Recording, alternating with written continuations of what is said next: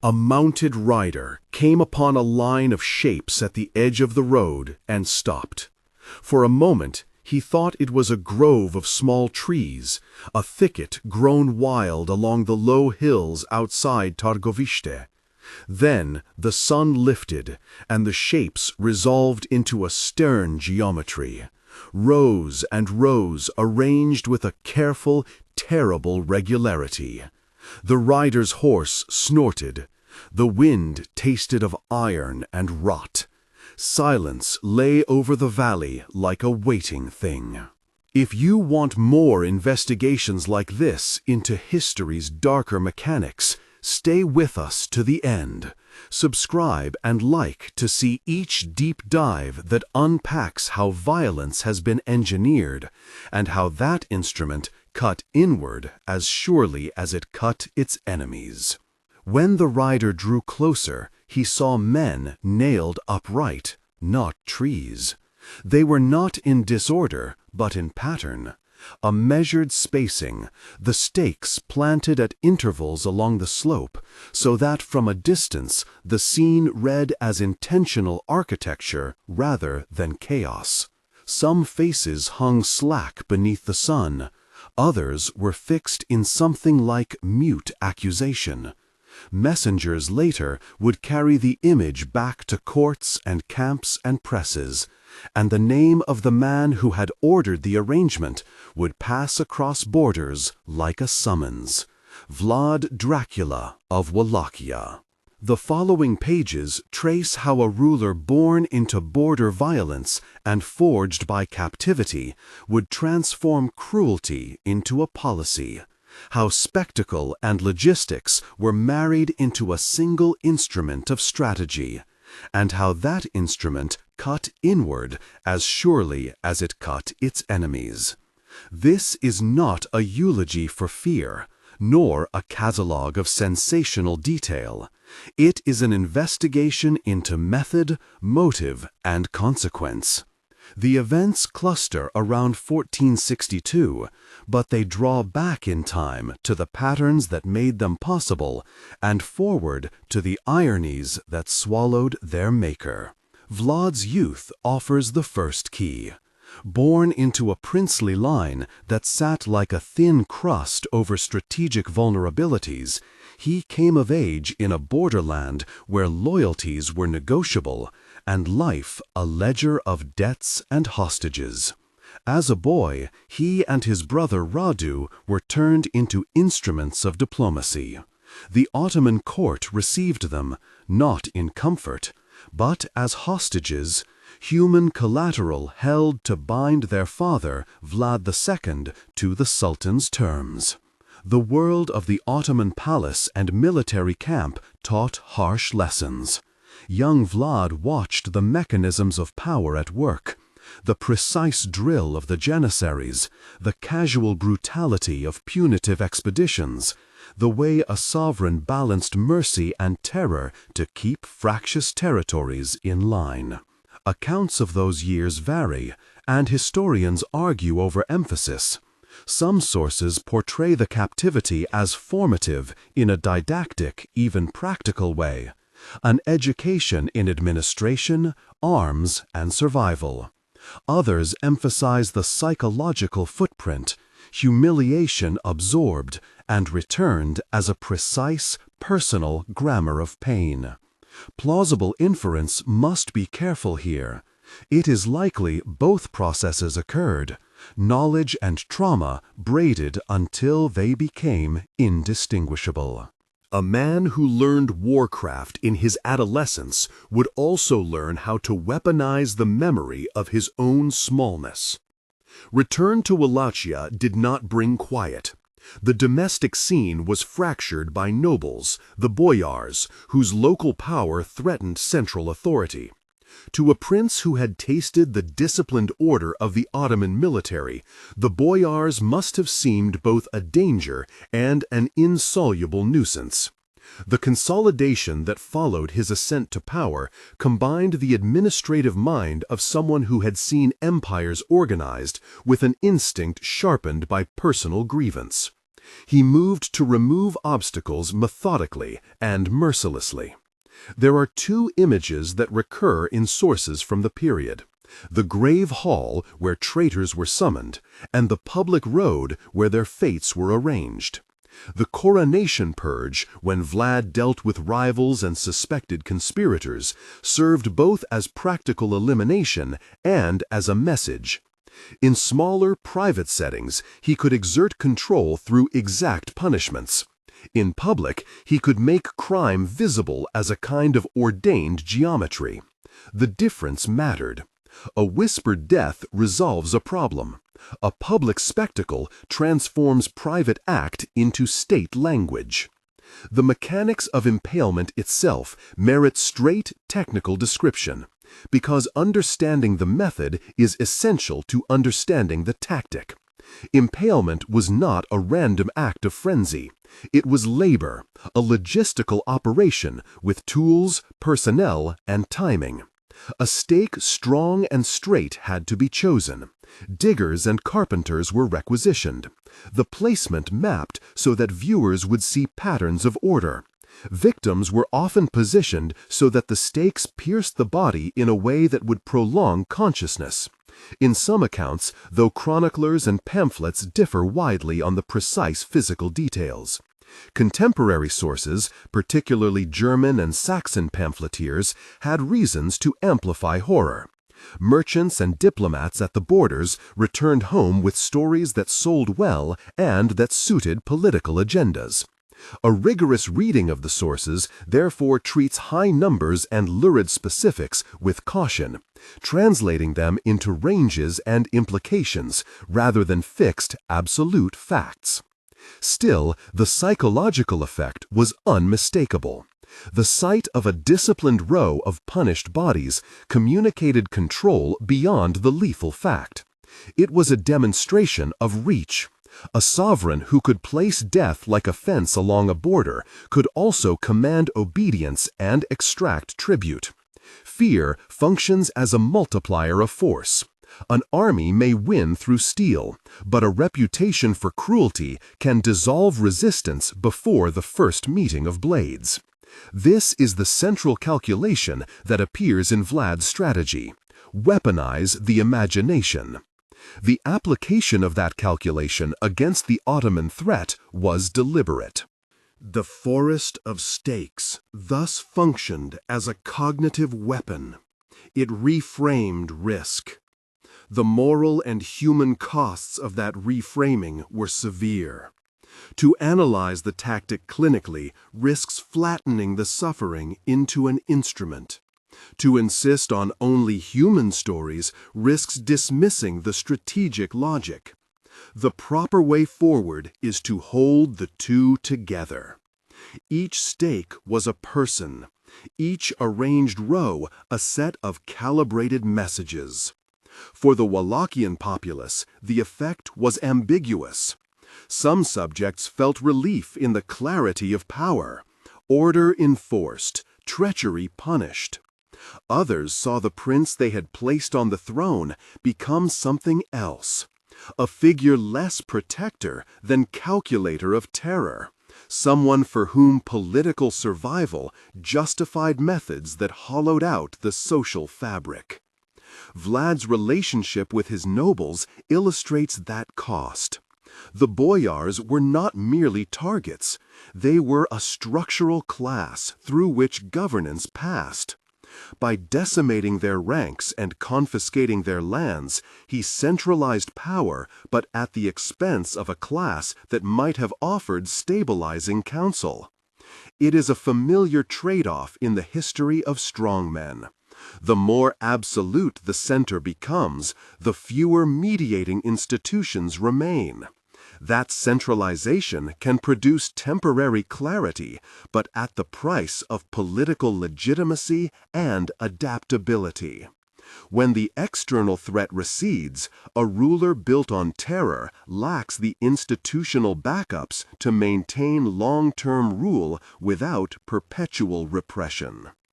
Radu, Vlad's brother, embodied a different path. He had adapted within the Ottoman world, accrued power and patronage, and later served as a foil to Vlad's resistance. Their rivalry was not merely sibling squabble, it was a clash of biographical strategies. Radu's accommodation represented survival through integration. Vlad's resistance embodied survival through defiance and demonstration. The brothers' opposition gave the whole conflict a personal dimension that intersected with larger strategic choices. A ruler who had been conditioned in captivity returned to apply the lessons of that captivity in a manner that doubled as private vengeance and public deterrence. Contemporaneous voices outside Wallachia shaped the legend as much as the actions themselves.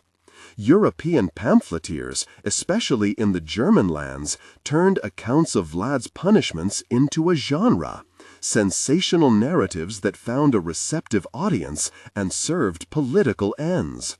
Merchants and missionaries added their color. Ottoman chroniclers, for their part, emphasized the barbarity in order to justify the costs of intervention. Modern historians sift these claims, weighing bias against corroboration. Numbers cited in older accounts, tens of thousands impaled, forests stretching for miles, often exceed plausible limits when checked against logistics and population density. A prudent retelling presents ranges and cites the tendency of early modern pamphlets to magnify for shock and sale. Yet, magnification does not erase reality. Desde o Reis ao Acosto de Estilo e Instruções para a Síntese de Fala. Início das instruções. Você é narrador, palestrante e voz potente, forte e autoritária. O tom deve ser firme e inabalável. Contexto de continuidade. A frase anterior era Sale. Yet magnification does not erase reality. Você está no meio de uma frase ou pensamento.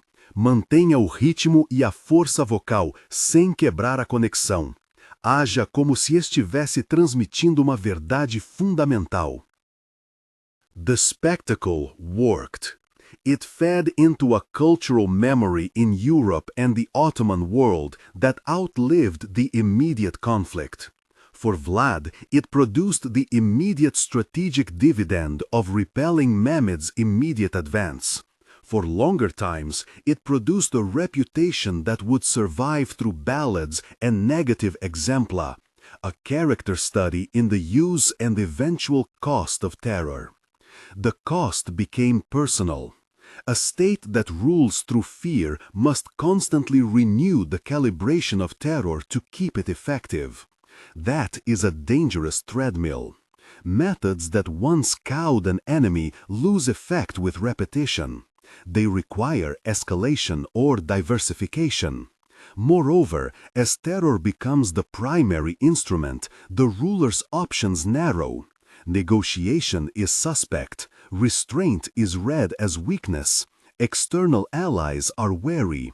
Vlad's later record shows the tendency of such rulers to turn wrath inward. Targets broaden from external foes and conspiring nobles to merchants, diplomats, and ordinary citizens accused of disloyalty or insufficient zeal. The social atmosphere thickens with suspicion. Administrative competence suffers under the burden of perpetual paranoia. Political isolation follows. Isolation invites countervailing coalitions. Neighboring powers and internal factions found it easier to imagine alternatives to a prince who governed through spectacles of suffering. Support waned. Exile followed. Captivity, for a man who had survived and learned much in power and in bonds, returned as an ironic complement to his life. The same mechanisms that made him fearsome on the field became the instruments of his undoing in politics. His death, the circumstances of which remain contested and colored by propagandistic reports, closed a trajectory that had begun with formative humiliation and ended in a kind of political solitude. The very strategy that had preserved territory and signaled strength also hollowed out the social ecology that underwrote long-term rule. There is a larger lesson folded in these particulars. Terror is efficient as a tool for immediate psychological impact. It is less reliable as a foundation for sustainable governance. Fear can discipline, but it also corrodes trust. It creates an environment where decisions are made under the pressure of image rather than on the merits of coalition, where the cost of dissent becomes so high that information and counsel dry up. Strategically, it can buy time and space and repel invaders. Ethically, it degrades the polity and the sovereign. Psychologically, it feeds back into the wielder's psyche, intensifying paranoia and narrowing imagination. Historians must also ask about legacy. What did the forest of stakes accomplish beyond the immediate retreat? It placed Vlad's methods into a European repertoire of political examples to be cited both as warning and as justification. Rulers in other contexts sometimes tried to parse whether such terror could be selectively applied for effect. The historical answer is mixed. Occasional deterring spectacles have worked. More often, the costs have outpaced benefits. That complexity helps explain why political actors rarely copy the exact model, but occasionally borrow elements: the display of punishment, the publicness of retribution, the staging of judgment. Finally, come back to the human image that began the investigation: the rider who stopped, the soldier who faltered, the merchant who carried the tale. Each of those figures carried a shock that was less about the visible wound than about the meaning the arrangement projected. It was the orchestration of death into a communicative act that changed the calculations of friends and foes. In operational terms, Vlad turned violence into a semiotic system, a language of stakes and spacing and spectacle. The tactic worked because it addressed both body and mind. It killed, yes, but it also mapped the costs of opposition into a visible, living text. As an exercise of policy, it merits both attention and caution. To read Vlad's campaign only as an example of effective terror is to miss the corrosion that followed. To dismiss the effectiveness as mere barbarism is to miss the disciplined calculation that made it so. The more demanding judgment recognizes the power and the peril in the same gesture. Terror can serve as an improvised instrument of strategy, but it is a blunt, corrosive instrument that reshapes political culture and the self of the wielder. The aftermath remains instructive. In the decades after 1462, Wallachia oscillated among rulers and alignments. The social networks that had once mediated authority, the boyar houses, the trading relationships, the ties of marriage and obligation, had been strained. External powers learned that defeating an enemy sometimes requires more than force. It requires addressing the narratives fear produces. For Mehmed II and his successors, the memory of the stakes became a caution in one campaign and a story to be told in another.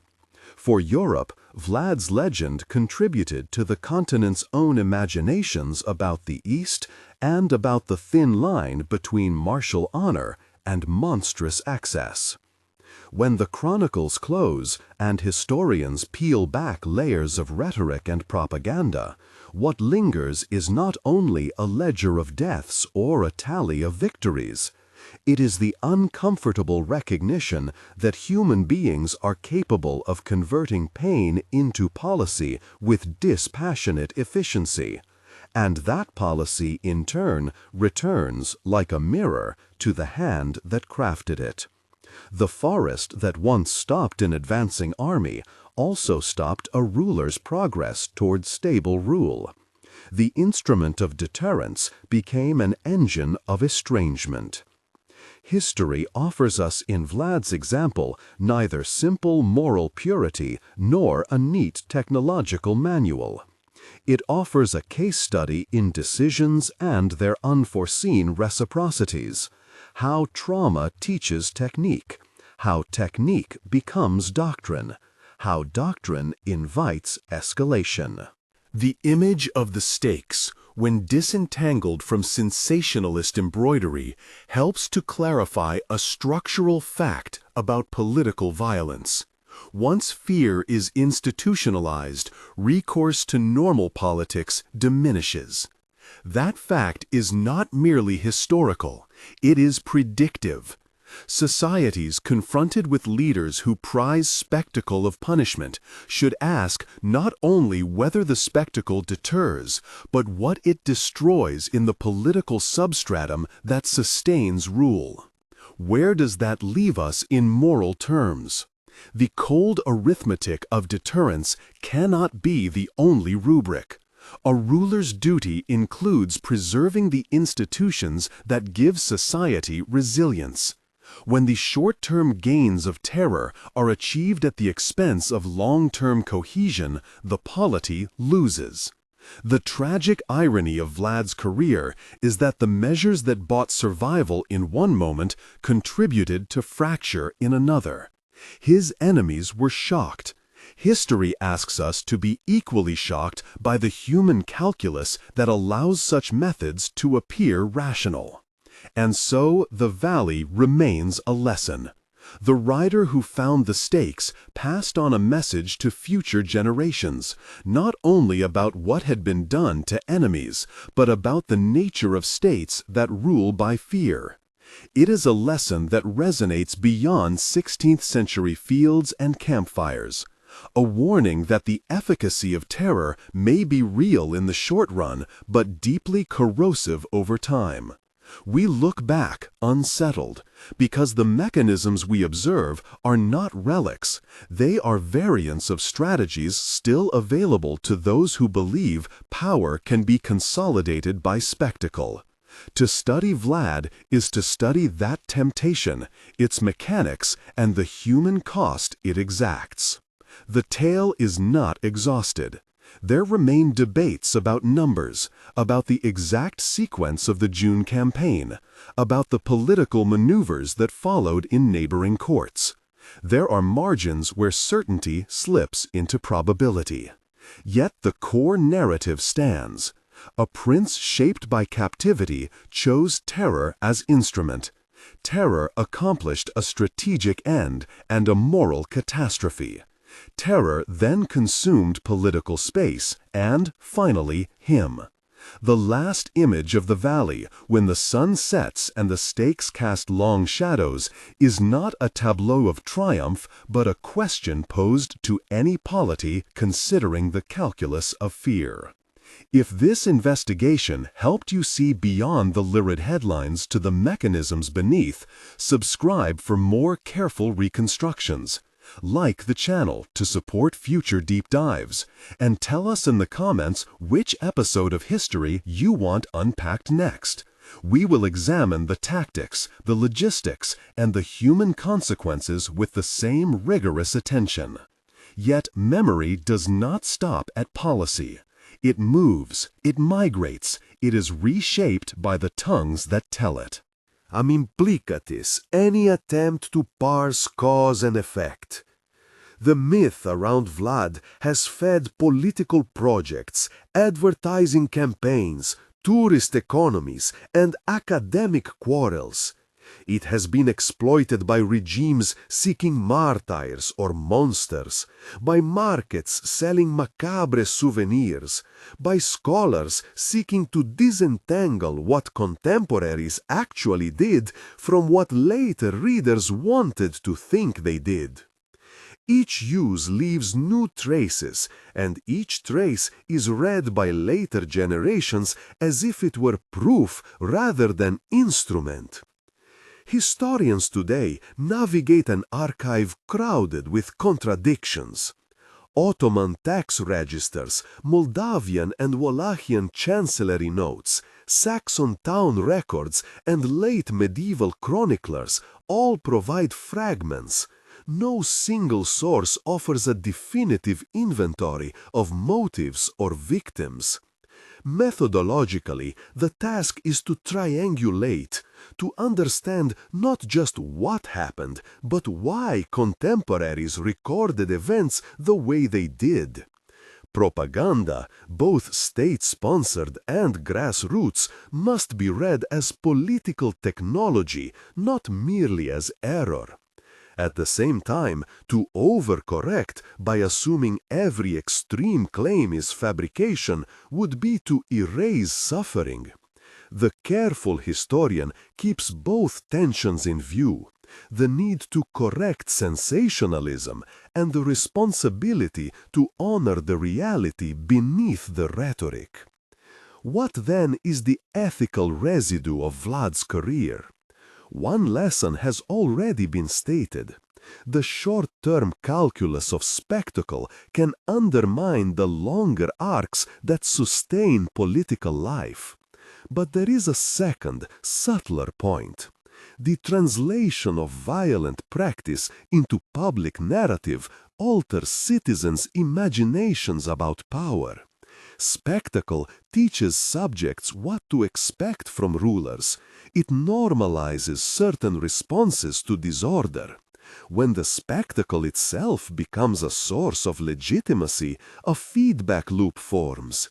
Cruelty is performed, recorded, amplified, and then imitated by those who prize its efficacy.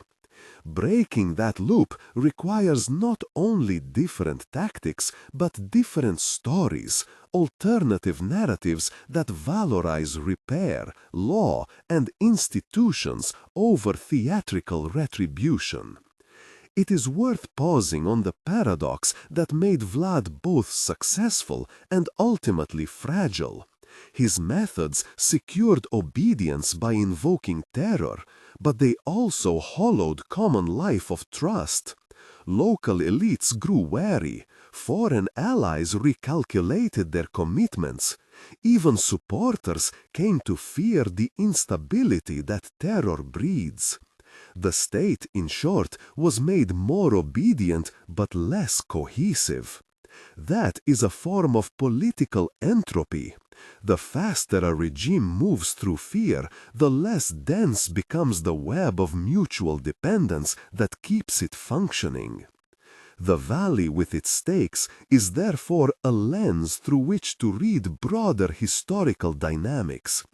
It shows how extremes beget institutional consequences, and how those consequences reverberate beyond any single lifetime. It also shows how stories, once told, take on an autonomy of their own, migrating across borders, being reshaped by poets and politicians, and eventually returning to scholars who must disentangle the person from the persona. There are still further threads to follow. The reception of Vlad in 19th and 20th century political movements, the commercial and touristic economies built around his image, and the ethical responsibilities of historians and public intellectuals who retell such lives. Each path opens into questions about memory, justice, and the uses of the past. For now, the stakes remain both literal and figurative, a reminder that the instruments of rule outlive the rulers who wielded them. If the valley with its stakes offers a lens into medieval rule, the 19th and 20th centuries supplied the prism that fractured and refracted that image into a dozen modern colors. The transformation did not happen at once. It was the slow accretion of new languages of nation, genre, commerce, and spectacle. As scholars retraced these paths, a pattern emerges. Each new language remade Vlad to serve anxieties and ambitions very different from those that shaped his own decisions. In the long 19th century, as states in Eastern Europe consolidated and intelligentsia sought ancestors for nascent national narratives, medieval princes were needed as symbols. Historiography shifted from chronicle collecting to a project of national memory. Within that project, the raw figure of a regional warlord could be sculpted, sometimes into martyr, sometimes into exemplar of resistance. At the same time, Western readers encountered translated chronicles and travelogues that exoticized the region. The figure of Vlad, already invested with rumor and rumor's violence, moved into European literary and popular consciousness through a sediment of print, travel accounts, antiquarian curiosities, and later vampire fiction. It is important to separate two related but distinct historical processes. One is nationalist rehabilitation, the attempt by some modern writers and politicians to situate medieval violence within a narrative of statecraft and defense. The other is literary invention, the reshaping of an Eastern European historical figure into a universal Gothic monster. Bram Stoker's Dracula, 1897, occupies the hinge between those processes. Stoker did not simply copy any single life. He drew on a mosaic, on geography, on folklore, on published accounts of the region, and fused them into a novel that refracted Victorian fears about degeneration, migration, and sexuality into the image of the undead aristocrat. Once lodged in fiction, Dracula moved quickly beyond its pages. The vampire became a portable symbol, capable of being retranslated to suit new cultural anxieties in cinema, theater, comic books, and later, television and digital media. That portability is central to understanding the modern uses of Vlad. The castle that tourists now associate with him, itself a palimpsest of architectural changes and later restorations, is less an archaeological claim than a claim to narrative ownership. Bran Castle, souvenir shops, themed tours, and Dracula-themed festivals transform history into a consumable itinerario. For local economies, the transformation is often lucrative and pragmatic. A steady stream of visitors, a market for postcards and plastic fangs, and the infrastructure of guided storytelling. For public memory, the consequences are ambiguous. Tourism can bring attention and resources to preservation. It can also freeze complex pasts into a single marketable image of horror, thus compressing causes, contexts, and victims into an easily digestible spectacle. Political movements of the 20th century discovered similar utility in the figure. Different groups with different ideologies found in the medieval past either proof of sovereignty or a rhetorical foil. Populists turned to symbolic ancestors to legitimate present ambitions. Autocrats invoked order and firmness against perceived chaos. Cultural nationalists mined selective readings of the past to fuel identity projects. In post-war and late 20th century contexts, these invocations were mediated by scholarly debates, popular histories, and visual culture. Each rereading added another layer to the sediment of memory. Textbooks, museums, film scripts, and public commemorations inscribed new meanings over older ones. The commercialization and politicization of Vlad's image forces uncomfortable ethical questions on historians, curators, and public intellectuals. What responsibilities attend the retelling of a violent life? How should institutions balance the economic benefits of spectacle against the moral and civic costs of simplification and mythologizing? There are no easy answers, but a cluster of practices suggests itself. First, contextualization matters. Museums and tours that foreground archival ambiguity, that make clear what is certain, what is contested, and what is invented, help visitors appreciate historical complexity. Labels, companion essays, and multimedia presentations can trace the reception history of a figure, showing not only what medieval sources say, but how 19th-century nationalists, early 20th-century journalists, and late 20th-century filmmakers each reimagined the same fragments for different ends. Second, center the victims and structures, not only the spectacular acts. It is tempting to fixate on spectacle because spectacle sells, but doing so detaches acts of violence from their social consequences. Exhibitions and curricula that attend to displaced peasants, disrupted markets, legal innovations, demographic effects, and the longer-term erosion of civic trust resist the glamorization of cruelty and teach visitors how political violence reshapes institutions over generations. Third, collaborate across disciplines and communities. Public history benefits when archaeologists, archivists, local historians, folklorists, and community stakeholders co-produce narratives. Guia de estilo e instruções para síntese de fala.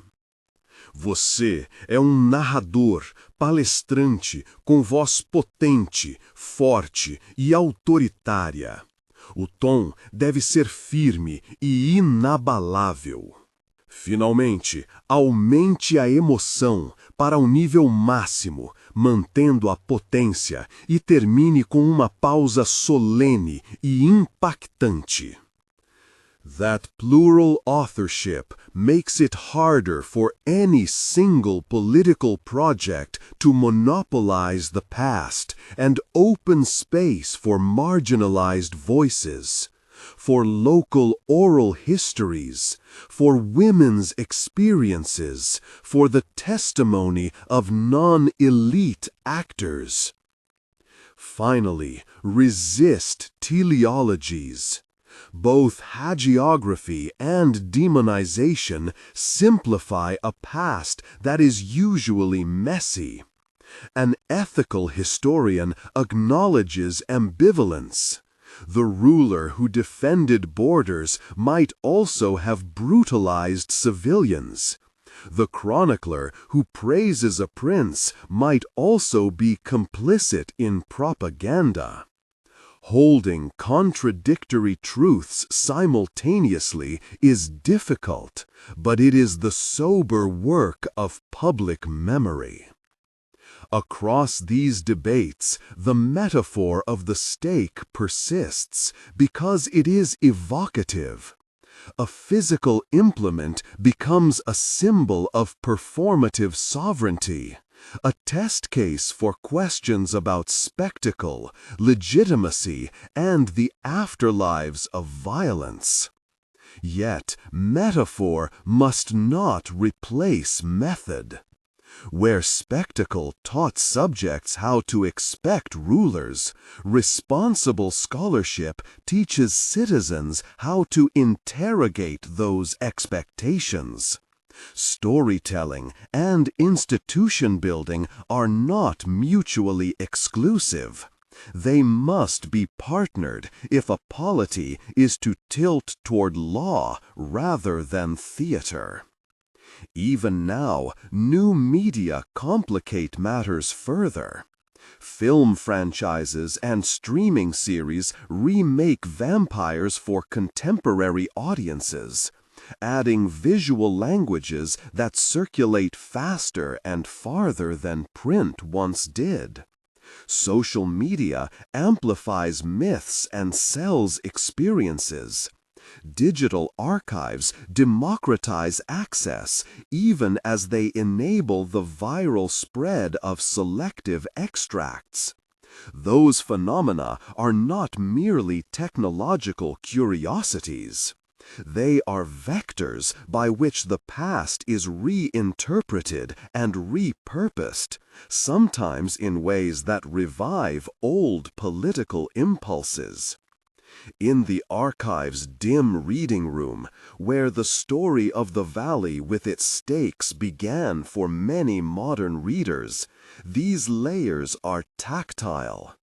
A brittle chancery roll, an 1840s travel pamphlet with a romanticized sketch, a late-century translation with Victorian footnotes. Each document bears traces of its moment's concerns. A graduate student bends over a margin note, tracing in pencil the library stamp that marks once more the journey of words across borders and languages. She looks up, aware that what she holds will be read again.